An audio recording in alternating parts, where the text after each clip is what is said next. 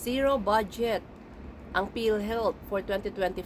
Yan po ang ibinigay ng Senado sa PhilHealth. Zero budget. So ngayon nagwawala ang mga DD list. Hindi nila naiintindihan yata. No? Kasi narinig lang nila and ginagaslight nila na para ma-influence yung mga taong hindi nakakaintindi. Sinasabi nila, kawawa ang Pilipino, siniro budget ang PhilHealth. Paano na kapag nagkasakit, kinakawawa talaga ang mga Pilipino. Mga gunggong. Yung pong budget, siniro for next year. Pero it doesn't mean wala siyang funds.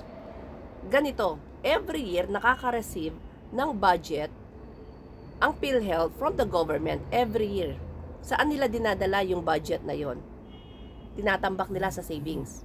Ulitin ko, yung binibigay ng gobyerno every year na budget sa PhilHealth, ang ginagawa ng PhilHealth, nilalagay lang sa savings. Kasama pa doon yung every year na kinocontribute ng mga Pilipino sa PhilHealth, every year na sobra-sobra, inilalagay lang nila sa savings. Hindi nila ginagalaw, hindi nila ini-enhance yung kanilang benefits, walang enhancement sa mga facilities, wala rin pong dapat ibaba yung premium na binabayad natin at dapat po mas po liitan yung copay, yung babayaran natin kapag tayo ay nagkakasakit, di ba? Like sa amin po may mga bata, especially pupunta ka sa private hospital, napakaliit po ng ano ba yun? Ay, malaki pala ang binabayaran namin na copay.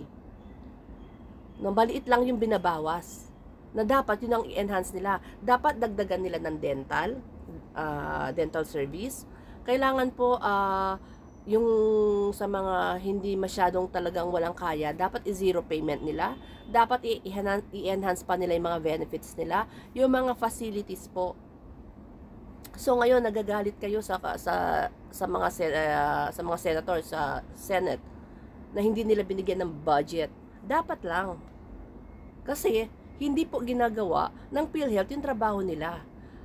Ang Senado, iniisip kasi ng mga tao, naku, administrasyon na naman. Ang mga senators po halos Duterte yan, no? Bulitin ko, halos mga taga Duterte yan. Wala pong kinalaman ang Congress sa desisyon ng Senado. Ito mga didilis, mga nagwawala-wala, kesyo kinawawa daw ang mga Pilipino, zero budget daw. Zero budget, pero it doesn't mean wala siyang funds. 600 billion po. Panoorin nyo naman. Mag-search naman kayo magkano ang pondo na naimbak na sa PhilHealth. More than 600 billion na hanggang ngayon tinitenga nila, hindi nila ginagastos. Itong mga opisyalis ng PhilHealth na ito, nagpapasasa sa pera natin. No? Nagpapasasa sila sa pera natin, mga libre ticket yan, libre vacation, mga libre pa-seminar kuno. May mga pa-seminar yan kuno, pero wala naman, gusto lang nila magbakasyon, yung magandang lifestyle, di ba? Lahat libre, pa-hotel na maganda, pagkain, bakasyon dito, bakasyon doon. Pero ilalagay nila seminars.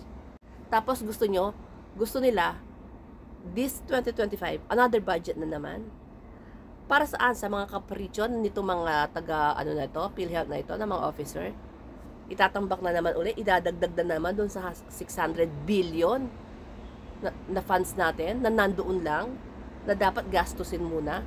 Ngayon, kung na-question nyo, balikan natin yung 89 billion na kinuha ng gobyerno sa PhilHealth dahil hindi nila ginagastos, ibinalik po sa National Treasury.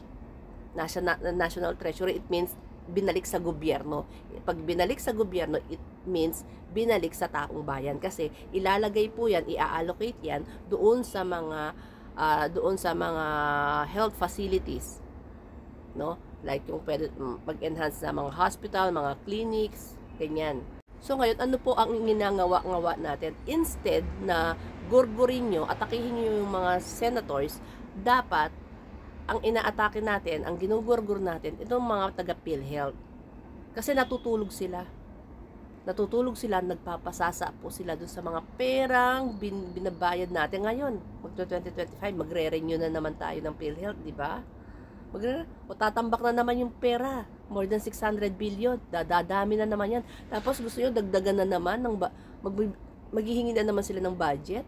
sa gobyerno. Ano yun? Tapos ilalagay na naman ulit nila sa savings. Pero wala silang ginagawa sa mga ano natin, sa services nila, sa mga benefits. Aba, magdagdag naman kayo. PhilHealth. Gising-gising, huwag kayong tamad. Hindi ko nga po alam kung sino kung sino ang mga nagtalaga dito sa mga chairperson na ito ng PhilHealth, no. Dapat balasahin. Tayo nga, 'di ba, tayo mga OFW, kapag nagpapa-check up tayo, may sakit tayo. May mga OFW na mataas ang copay nila, malaki ang binabayaran nila kapag nagpa-check up sila, nagkasakit sila. Kasi hindi maganda yung kanilang insurance provider. No? Meron naman pong mga OFW na zero payment. As in zero payment po, as in walang babayaran. Dapat ganun din ang PhilHealth kasi sobra-sobra po yung pondo, 600 billion. Kaya nilang i-cover na zero payment yan. Para doon sa mga hindi talaga kaya. Yun ang ibig sabihin. Yun ang gusto ng Senado. Gawin nyo yung trabaho nyo. Kung nakikita namin ginagawa nyo yung trabaho ninyo, then, syempre magbibigay kami ng budget for next year. Kaso hindi eh. Tambak na po yung pondo. Sobra na po yung funds nila. Aanuhin pa nila naman yung 26 billion another funds. Para saan pa? Saan mo dadalhin yung 26 billion na ibibigay sa'yo ng gobyerno? Ikaw, PhilHealth, diba? Kung meron kang 600 billion dyan na hindi mo ginagalaw, ganun po yung kasimple. Na hindi maintindihan nung iba nating mga kababayan na naniniwala na lang doon sa walang pondo, walang budget, kawawa ng mga Pilipino. Meron pong pondo, hindi lang binigyan ng another budget, another subsidy for 2025 kasi sobra po yung pondo ng PhilHealth. Yun ang point po doon, yun ang point, no. Kailangan malinawa yung pong utak natin malinawan, wag po tayong magpadalos-dalos doon sa mga fake news na pinapakalat na walang budget, walang pondo ang PhilHealth. Meron pong pondo ang PhilHealth, hindi na lang po dinagdagan kasi sobra po ang kanilang kaperahan dyan. Na sila na lang mga officials dyan ang nagpapasasa. Kaya dito sa mga PhilHealth na ito, no, magtrabaho naman kayo. Pera namin yan. Para rin kayo mga politiko,